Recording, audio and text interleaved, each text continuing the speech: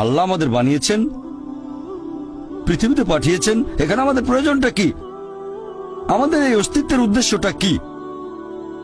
আল্লাহ এর উত্তরে বলেছেন সূরা মুলক অধ্যায় নম্বর 67 আয়াত নম্বর 2।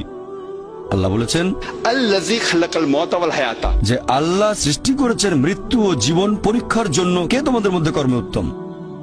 আল্লাহ সৃষ্টি করেছেন জীবন ও মৃত্যু পরীক্ষার জন্য। কে তোমাদের মধ্যে কর্মে উত্তম? আল্লাহ পবিত্র কোরআনে বলেছেন সূরা আলে ইমরান অধ্যায় নম্বর 3 আয়াত 185।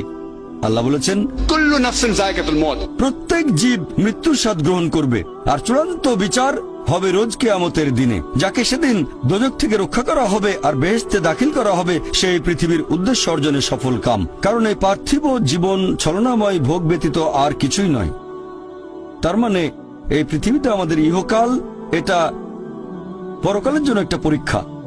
যদি আল্লাহ সুবহানাহু ওয়া তাআলার আদেশগুলো মেনে চলেন, তাহলে পরকালের জীবনে বেহেশতে যেতে পারবেন, আর আদেশগুলো না মানলে বেহেশতে যেতে পারবেন না, দোজখে যাবেন। তাহলে এই জীবন আমাদের অস্তিত্বের পেছনের উদ্দেশ্য। আল্লাহ বলছেন পরকালের জন্য পরীক্ষা। আর আল্লাহ পবিত্র কোরআনে বলেছেন সূরা আনকাবুত অধ্যায় নম্বর 29 আয়াত নম্বর 2 যে তোমরা কি মনে করো আমরা ঈমান এনেছি এটা বললেই তোমাদের ছেড়ে দেওয়া হবে? তোমাদের অবশ্যই পরীক্ষা নেব। যদি শুধু মুখে বলেন আল্লাহকে বিশ্বাস করি, আমি একজন মুসলিম, আমি একজন মুমিন, এটা বললেই আল্লাহ ছেড়ে দেবেন? এখানেই পরীক্ষা শেষ? আল্লাহ বলছেন তোমরা জানো না আমি পরীক্ষা করব? শুধু বললেন আমি একজন মুসলিম, শুধু মুখে বললেন আমি বিশ্বাসী, মুখে বললেন আমি আল্লাহর কাছে নিজের ইচ্ছাকে সমর্পণ করি, তাহলে আপনাকে ছেড়ে দেওয়া হবে না? আল্লাহ অবশ্যই পরীক্ষা করবেন। আল্লাহ পবিত্র কোরআনে বলেছেন সূরা বাকারা অধ্যায় নম্বর 2 আয়াত নম্বর 155 আমি অবশ্যই তোমাদের পরীক্ষা করব ক্ষুধার ভয় দিয়ে, জীবন আর ধন সম্পদের ক্ষয়ক্ষতি দিয়ে, এবং ফল ও ফসলের ক্ষয়ক্ষতি দিয়ে। আর শুভ সংবাদ দাও তাদের যারা ধৈর্যশীল। আল্লাহ সবাইকে পরীক্ষা করবেন ভয় দিয়ে, ক্ষুধা দিয়ে, জীবন আর ধন সম্পদের ক্ষয়ক্ষতি দিয়ে, ফল ফসলের ক্ষয়ক্ষতি দিয়ে। আল্লাহ অবশ্যই পরীক্ষা করবেন। আর আল্লাহ এক একজনকে এক একভাবে পরীক্ষা করেন। আল্লাহ পবিত্র কোরআনে বলেছেন সূরা আনাম অধ্যায় নম্বর 6 আয়াত নম্বর 165। আল্লাহ বলেছেন যে তিনি কিছু মানুষকে অন্যদের তুলনায় বেশি মর্যাদা দান করেছেন। আল্লাহ সুবহানাহু ওয়া তাআলা কিছু মানুষকে অন্য মানুষদের তুলনায় বেশি মর্যাদা দিয়েছেন। আল্লাহ কোরআনে বলেছেন সূরা নাহল অধ্যায় নম্বর 16 আয়াত নম্বর 71 যে তিনি কিছু মানুষকে অন্য মানুষের তুলনায় শ্রেষ্ঠত্ব দান করেছেন। আল্লাহ এই কথা আবারও বলেছেন সূরা আনাম অধ্যায় নম্বর 6 আয়াত নম্বর 165 যে আল্লাহ সুবহানাহু ওয়া তাআলা কিছু মানুষকে অন্যদের তুলনায় বেশি মর্যাদায় উন্নীত করেছেন, আর তিনি যা দিয়েছেন তার ভিত্তিতেই তোমাদের বিচার করা হবে। এখানে অনেক লোকজন এভাবে প্রশ্ন করে আল্লাহ তাআলা এখানে সুবিচার করবেন কিভাবে? কেউ হয়তো জন্মায় গরিব পরিবারে, আবার কেউ জন্মায় ধনী পরিবারে, কেউ জন্মায় ভালো স্বাস্থ্য নিয়ে, কেউ জন্মায় অসুস্থ হয়ে। এটাই তো অবিচার। আল্লাহ তাআলা সুবিচার করেন না। তিনি এইসব আলাদা মানুষের জন্য আলাদা বিচার করবেন কিভাবে? আমরা জানি যে পার্থিব জীবনে আছে জন্ম আর মৃত্যু,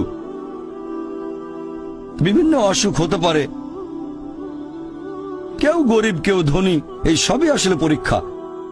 আর আল্লাহ পবিত্র কোরআনে বলেছেন সূরা আনফাল অধ্যায় নম্বর 8 আয়াত নম্বর 28 আল্লাহ বলেছেন যে অবশ্যই তোমাদের ধন সম্পদ আর সন্তান সন্ততি এগুলো তোমাদের জন্য পরীক্ষা। এরপর সূরা মুনাফিকুন অধ্যায় নম্বর 63 আয়াত নম্বর 9 যে তোমাদের সম্পদ আর সন্তান সন্ততি যেন তোমাদেরকে আল্লাহ তাআলার স্মরণে উদাসীন না করে। আল্লাহ তাআলা এক একজন মানুষকে এক একভাবে পরীক্ষা করেন। আপনি যদি কাউকে জিজ্ঞেস করেন যে ভালো কাজগুলো কি কি আর ভালো কাজগুলো কি, এ ব্যাপারে আস্তিক নাস্তিক সব ধরনের মানুষই তখন বলবে ভালো কাজ হচ্ছে দান করা, নিজে সন্তুষ্ট থাকা। কয়েকটা ভালো কাজের কথা বললে দান করার থাকবে। এখন একজন মানুষ পরোপকারী কি না সেটা আল্লাহ কিভাবে পরীক্ষা করবেন? কিন্তু সবার সম্পদ যদি সমান থাকে, পরীক্ষার ব্যাপারটা তাহলে আসবে কিভাবে? পরীক্ষা তখনই নেওয়া যাবে যখন কেউ হবে ধনী আর কেউ হবে গরিব। তাই আল্লাহ তাআলা এক একজনকে এক একভাবে পরীক্ষা করেন। হয়তো কেউ জন্ম নিয়েছে ধনী পরিবারে, তাই সম্পদ অনেক বেশি, আবার কেউ জন্মায় গরিব হয়ে। তবে যে লোকটা ধনী, ইসলামিক শরিয়া অনুযায়ী ইসলাম ধর্মের একটা স্তম্ভ হচ্ছে যাকাত, যে প্রত্যেক ধনী লোক যাদের সঞ্চয় নিসাব লেভেলের উপরে 85 গ্রাম স্বর্ণ সে প্রতি হিজরি বছরে সেই সঞ্চয়ের 2.5% জাকাত হিসেবে দান করে দেবে। সেই লোক হতে পারে লাখপতি, হতে পারে কোটিপতি। যদি সে ঠিকমতো জাকাত দেয় তাহলে সে পাবে 5 নম্বর। হয়তো সে পুরো জাকাত দিল না, সামান্য কিছু অংশ দান করলো, যা দেওয়ার কথা তার 20% দিল, যেটা দেওয়া উচিত তার সামান্য অংশ দিল, তাহলে সে ফেল করবে। আবার কেউ হয়তো জাকাতই দেবে না, একেবারে শূন্য। আর গরিব লোককে কোনো জাকাত দিতে হবে না, সেভাবে ফুল নাম্বার। কিন্তু আমরা মানুষরা এইভাবে বলি, আহা বেচারা লোকটা খুব গরিব, এই লোকটার জীবনে শুধু সমস্যা আর সমস্যা। আর ধনীদের দেখে আমরা মুগ্ধ হই। আমাদের প্রিয় নবী বলেছেন যে একজন ধনী লোকের বেহেশতে প্রবেশ করা গরিবের চেয়ে অনেক বেশি কঠিন। আর পবিত্র কোরআন বলছে সূরা আনফাল অধ্যায় নম্বর 8 আয়াত নম্বর 28, ধন সম্পদ তোমাদের জন্য পরীক্ষা, এটা পরীক্ষা। আমরা বোকা তাই এভাবে চিন্তা করি যে এই লোকটার অনেক টাকা, আল্লাহ অনেক রহমত দিয়েছেন, এটা একটা পরীক্ষা। যদি এই রহমত ঠিক মতো ব্যবহার না করেন, এটা অবশ্যই রহমত, তবে এই পরীক্ষায় ফেল করার সম্ভাবনা অনেক বেশি। যেমন ধরেন বোর্ডের একটা পরীক্ষার প্রশ্ন, গত বছরের কথা, 2 বছর আগের কথা, 2002 সালের কথা। সেবারের প্রশ্ন খুব কঠিন ছিল, বেশিরভাগ ছাত্রছাত্রী উত্তর দিতে পারেনি। পরের বছর সেই প্রশ্নটা আসলো না, তখন এটা বলা বোকামি, ও দুঃখ, এবার তো আসলো না। আপনি তো খুশি হবেন যে এবার আসেনি। তাহলে সম্পদ একটা পরীক্ষা। তাহলে যাদের ধন সম্পদ নেই তাদের জন্য ধনীদের তুলনায় বেহেশতে যাওয়াটা অনেক সহজ। আল্লাহ এক একজনকে এক একভাবে পরীক্ষা করেন। সেজন্য আল্লাহ বলেছেন তোমাদের ধন সম্পদ যেন তোমাদেরকে আল্লাহ তাআলার স্মরণে উদাসীন না করে। এটা একটা পরীক্ষা। আরেকটা পরীক্ষা হচ্ছে সন্তুষ্টি, নিজে সন্তুষ্ট থাকা। আর আমাদের নবী মুহাম্মদ সাল্লাল্লাহু আলাইহি ওয়াসাল্লাম বলেছেন, এটা আছে সহিহ বুখারীতে খণ্ড নম্বর 8 হাদিস নম্বর 447, নবী বলেছেন যদি কারো কাছে একটা পর্বত সমান স্বর্ণ থাকে, সে এরকম আরেকটা চায়। যদি কারো কাছে 1 পাহাড় স্বর্ণ থাকে, তারপরও সে আরেকটা স্বর্ণের পাহাড় চায়। আর সর্বশেষে তার মুখগহ্বর পূর্ণ হয় কবরের মাটি দিয়ে। সে যত ধনী লোকই হোক, হয়তো সে পৃথিবীর মধ্যে সবচেয়ে ধনী লোক, তারপরও সে আরো বেশি সম্পদ চায়। মানুষ সন্তুষ্ট হয় না, বেশিরভাগ মানুষ কখনোই সন্তুষ্ট হয় না। আল্লাহ পবিত্র কোরআনে বলেছেন সূরা নিসা অধ্যায় নম্বর 4 আয়াত নম্বর 32 যে আল্লাহ যেটা দিয়ে অন্য মানুষকে শ্রেষ্ঠত্ব দান করেছেন সেটার উপরে তোমরা কোন রকম লালসা করো না। এভাবে বলবেন না যে হে আল্লাহ তুমি অমুককে অনেক সম্পদ দিয়েছো, অমুককে অনেক সুন্দর একটা গাড়ি দিয়েছো। এমন কিছু আল্লাহর কাছে চাইবেন না যেটা অন্য কাউকে আল্লাহ দিয়েছেন। এতে লোকসান হবে আপনার। আর আমাদের প্রিয় নবী মুহাম্মদ সাল্লাল্লাহু আলাইহি সাল্লাম বলেছেন, এটা আছে সহিহ বুখারীতে খণ্ড নম্বর 4, আমাদের নবী বলেছেন যে সেই লোকদের দেখো যাদের ভাগ্য তোমার চেয়ে খারাপ। সেই সব লোককে দেখো না যারা তোমার চেয়ে বেশি ভাগ্যবান। তা না হলে তোমরা আল্লাহ তাআলাকে স্মরণ করায় অবহেলা করতে পারো, তা না হলে প্রতিপালকের প্রতি অকৃতজ্ঞ হয়ে যেতে পারো। তাহলে নবী বলেছেন তাদেরকে দেখো যাদের ভাগ্য খারাপ। তখন আপনি বলছেন আচ্ছা এই লোকটার তো কোনো গাড়ি নেই, আমার একটা মারুতি অন্তত আছে। তাকে দেখবেন না যারা সে মার্সিডিজ, ও আমার মার্সিডিজ নেই কেন, ওই লোকের গাড়ি নেই, আমার তো একটা আছে। আপনি আল্লাহকে ধন্যবাদ জানাবেন। যখন মার্সিডিজ গাড়ির মালিকের সাথে নিজেকে তুলনা করবেন, ও আমার কেন মার্সিডিজ গাড়ি দিলেন না, তাদেরকে দেখবেন যাদের ভাগ্য খারাপ। তাহলে আপনি আল্লাহ সুবহানাহু ওয়া তাআলাকে স্মরণ করছেন। আর এটাই বৈশিষ্ট্য মানুষের।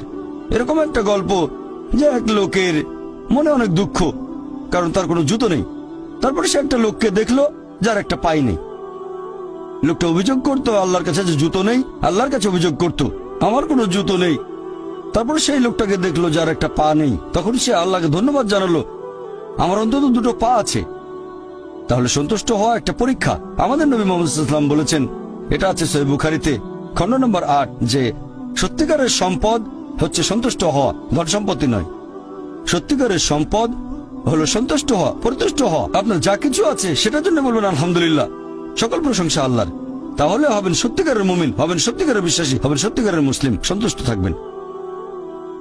অনেকে এভাবে বলে যে কোন কারণে আল্লাহ সুবহানাহু ওয়া তাআলা কিছু মানুষকে জন্ম থেকেই বানিয়েছেন স্বাস্থ্যবান, কিছু মানুষকে আল্লাহ সুস্বাস্থ্য দেন, আর কেউ জন্মায় অসুখ বিসুখ নিয়েই, হয়তো বংশগত কোনো রোগ, হার্ট ডিজিজ, কেউ বা জন্মায় বিকলাঙ্গ হয়ে। আল্লাহ কি অবিচার করছেন? আল্লাহ পবিত্র কোরআনে বলেছেন সূরা নিসা অধ্যায় নম্বর 4 আয়াত 40, আল্লাহ সুবহানাহু ওয়া তাআলা কারোর সাথে অনুপরিমাণে জুলুম করেন না। এটা একটা পরীক্ষা। আল্লাহ এক একজনকে এক এক ভাবে পরীক্ষা করেন। এরকম হতে পারে যে শিশু এখন জন্মাচ্ছে, সেই সময় মাসুম নিষ্পাপ, তার কোনো দোষ নেই। আর পবিত্র কোরআন বলছে সূরা আনফাল অধ্যায় নম্বর 8 আয়াত নম্বর 28 যে তোমাদের ধন সম্পদ আর সন্তান সন্ততি তোমাদের জন্য পরীক্ষা। আল্লাহ কথাটা আবারও বলেছেন অধ্যায় নম্বর 63 আয়াত নম্বর 9 যে তোমাদের ধন সম্পদ সন্তান সন্ততি তোমাদেরকে যেন আল্লাহ তাআলার স্মরণে উদাসীন না করে। এরকম হতে পারে যে পরীক্ষা নেওয়া হচ্ছে বাবা মার, এটা বাবা মার জন্য পরীক্ষা। এরপর আপনারা দেখবেন যখন কোনো মানুষের উপর বিপর্যয় আসে, সেটা হয় পরীক্ষা অথবা একটা শাস্তি। যে লোকগুলো আল্লাহ তাআলার পথ থেকে দূরে সরে গেছে তাদের জন্য এটা শাস্তি, আর যারা আল্লাহর পথে আছে তাদের জন্য পরীক্ষা। হতে পারে যে বাবা মা খুব ভালো মুসলিম, 5 ওয়াক্ত নামাজ পড়েন, হয়তো যাকাত দিয়েছেন, হজ পালন করেন, রমজান মাসে রোজা রাখেন, আল্লাহ তাদের একটা সন্তান দিলেন জন্ম থেকে যার হার্টে সমস্যা। সত্যিকারের মুসলিম, সত্যিকারের মুমিন বলবে আলহামদুলিল্লাহ, আল্লাহ তাআলা তোমাকে অনেক ধন্যবাদ। আল্লাহ তাদের পরীক্ষা করছেন। আরেকটা লোক যে কৃতজ্ঞ নয় আর এই পরীক্ষায় হয়তো পাশও করবে না, সে বলবে কেন, সে লাফালাফি শুরু করবে, আল্লাহর কাছে অভিযোগ করবে যে কেন আল্লাহ তাআলা আমাকে এমন বিকলাঙ্গ সন্তান দিলেন জন্ম থেকে যার হার্টে সমস্যা। আর পরীক্ষা যত কঠিন পুরস্কার তত বেশি। পরীক্ষা যত কঠিন পুরস্কারের পরিমাণ তত বেশি। যেমন ধরেন আপনি পরীক্ষা দিচ্ছেন বিএ ডিগ্রি এক্সামিনেশন, যদি পাশ করেন তাহলে আপনি graduate, BA graduate in arts. তবে যদি এমবিবিএস পরীক্ষায় পাশ করেন তাহলে গ্র্যাজুয়েট হবেন, নামের আগে ডক্টর বসাবেন, ডক্টর। কিন্তু এমবিবিএস পরীক্ষায় পাশ করা এটা বিএ পরীক্ষায় পাশ করার চেয়ে অনেক বেশি কঠিন। তাহলে পরীক্ষা যত কঠিন পুরস্কারও তত বেশি। হতে পারে আল্লাহ এই বাবা মাকে সাধারণ বেহেশতে পাঠাতে চান না, পাঠাবেন জান্নাতুল ফেরদৌসে। তারা ধার্মিক, তারপরও আল্লাহ তাদের বেশি পুরস্কার দিতে চাচ্ছেন। আর এই কারণে আমাদের প্রিয় নবী মুহাম্মদ সাল্লাল্লাহু আলাইহি সাল্লাম বলেছেন, এটা আছে সুন্নান আল তিরমিজিতে, এক লোক জিজ্ঞেস করলো এই পৃথিবীতে কাকে সবচেয়ে বেশি পরীক্ষা দিতে হয়? নবী উত্তরে বললেন যে আল্লাহ সুবহানাহু ওয়া তাআলার সকল নবী রাসূলকে সবচেয়ে বেশি পরীক্ষা দিতে হয়। এরপরে যারা নবী রাসূলগণের ঘনিষ্ঠ, যারা নবী রাসূলগণের মতো, তারপরে যারা সাহাবীগণের মতো। আর একজন লোকের ঈমান যত বেশি মজবুত পরীক্ষাটাও তত বেশি কঠিন। তাকওয়া যত বেশি থাকে আল্লাহ তত কঠিন পরীক্ষা দেবেন। আপনি কোথাও এমবিবিএস নিয়ে পড়াশোনা করছেন কারণ বেশি নম্বর পেয়েছিলেন এইচএসসিতে, সেজন্য এখানেও পরীক্ষা কঠিন। এমবিবিএস পাশ করাটাও বেশ কঠিন। তাহলে এখানেও নবী রাসূলগণের তাকওয়ার সাথে সাধারণ মানুষের তাকওয়ার কোনো তুলনায় হয় না। যেহেতু তারা ছিলেন নবী এবং রাসূল, তাই তাদেরকেও পরীক্ষা করা হয়েছে। কোন নবী রাসূলকে এই পরীক্ষা না নিয়ে ছেড়ে দেওয়া হয়নি। তাদের তাকওয়া লেভেল অনেক উপরে। নবী রাসূলকে অনেক বেশিবার পরীক্ষা করা হয়েছে সাধারণ মানুষের চেয়ে। আপনার আমার চেয়ে অনেক বেশি, অনেক কঠিন। তাহলে আপনার তাকওয়া যদি বেশি হয় আল্লাহ আপনাকে পরীক্ষা করবেন। সত্যিকারের মুমিন কোন বিপর্যয়ের মধ্যে পড়লে বলে সুবহানাল্লাহ, সকল প্রশংসা আল্লাহর, আলহামদুলিল্লাহ। সে ধরে নেয় এটা একটা পরীক্ষা।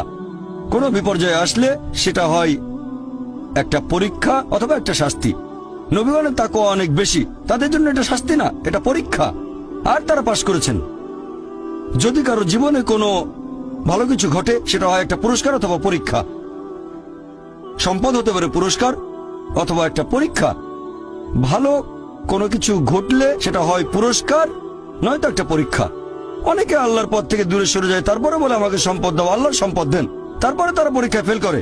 তাহলে এই পৃথিবীতে তারা তাদের ইচ্ছে মতো আরামায়েশ করে, কিন্তু আখিরাতে শুধু ক্ষতিগ্রস্ত হয়। দান একটা পরীক্ষা, সন্তুষ্ট হওয়া পরীক্ষা, সন্তান সন্ততিও পরীক্ষা।